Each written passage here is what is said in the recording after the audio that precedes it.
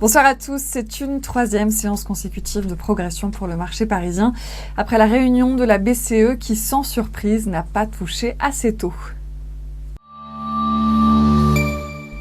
Et Pernod Ricard progresse après avoir vu son chiffre d'affaires progresser de 1% au cours du premier trimestre du nouvel exercice débuté en juillet. Michelin a fait état d'une baisse de ses ventes au troisième trimestre, mais a confirmé ses objectifs 2016. Du vert aussi pour Plastic Omnium, l'équipementier automobile a dévoilé une croissance organique à 2 chiffres et en accélération au troisième trimestre. D'autres publications sont mal accueillies, à l'image de celle de Publicis. La croissance organique de l'agence publicitaire a ralenti à 0,2%, un niveau très faible. Et puis Atos aussi recule. La SS2I a publié ce matin des chiffres assez proches des attentes en première lecture, tout en confirmant ses ambitions 2016. Air France-KLM domine les hausses ce soir sur le SBF 120.